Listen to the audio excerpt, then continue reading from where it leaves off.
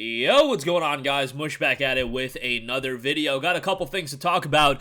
Gundam Evolution, the free-to-play first-person shooter, will be hitting PC later this month in just a couple weeks, actually. And I want to talk a little bit about the Cyberpunk 2077 updates we've gotten. A lot of information coming out about that as a part of the Night City Wire special that just happened. And remember, Cyberpunk Edgerunners will be coming soon as well. Pretty excited about all that stuff, so we'll talk about that in a little bit. But first of all, Gundam Evolution launching September 21st for PC. It'll be coming later on for other consoles, but this is a first-person shooter that is a hero shooter, so having the Gundam label on it, I don't know if this is the Gundam game, a lot of you guys want it. I don't know if a lot of you guys are Gundam fans. I personally am. Gundam Wing was one of the very first anime I ever watched as a child, so obviously an IP that's near and dear to my heart.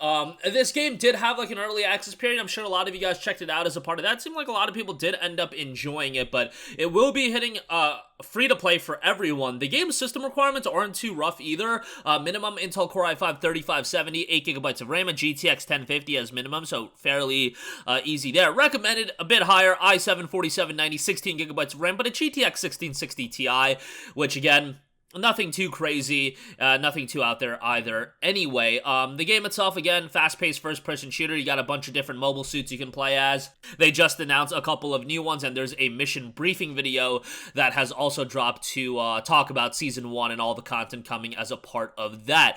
Super fast-paced game. You got a lot of different abilities.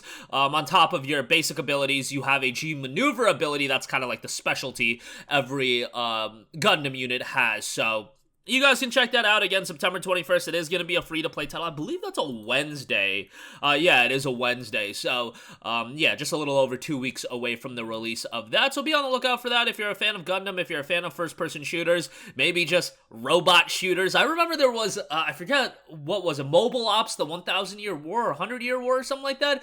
That was like a mecha-style first-person shooter with the Gundams in it, and never came to fruition, unfortunately. So, this obviously much different, a free-to-play game that is very similar to a lot of free-to-plays out there, but with that Gundam coat of paint on it, I think that will add a little bit of intrigue to it. All right, moving on from that. Cyberpunk 2077 expansion has been announced. Phantom Liberty. We got a very brief trailer on that. It will introduce a new cast of characters. The protagonist of V will come into contact with inside a new location within Night City, and once again, Keanu Reeves will also reprise his role as Johnny Silverhand. That's pretty exciting. Now, the trailer didn't give us much to sink our teeth into. Seems like it's going to be some spy story.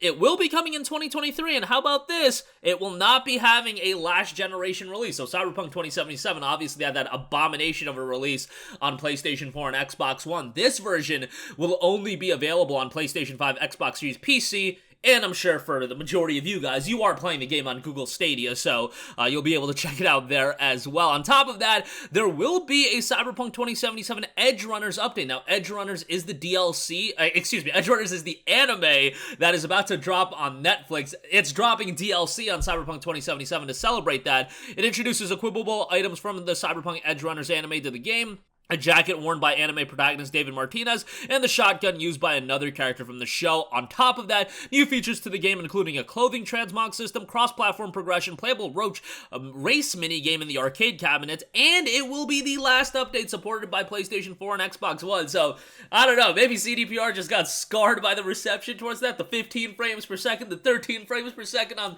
the base PS4 console, and they're like, alright, brother, time to move on to next-generation platforms and PC. Cyberpunk 2077 was a game that obviously had its fair share of criticism when it initially dropped. However, the game itself at this point, if you can find it on sale, I would say is a pretty decent buy. Now, I believe it goes on sale for like $30. I don't know if it's quite worth $30. If you can find it for like $20, I think that's a really good price for it. The game is lengthy, has quite a bit of content, visually looks good, and again, has been updated quite a bit, and it's going to continue to get updated. Now, at the end of the day, the game is set to receive expansions and whatnot. Phantom Liberty is going to be a paid expansion.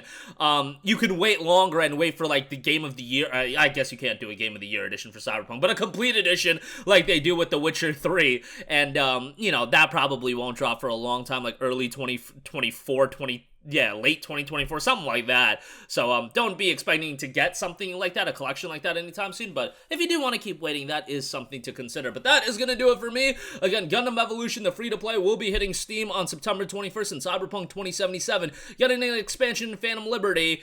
An Edgerunners update coming later today. That's going to do it for me. Let me know all your thoughts in the comments section down below. Thank you for watching, and goodbye.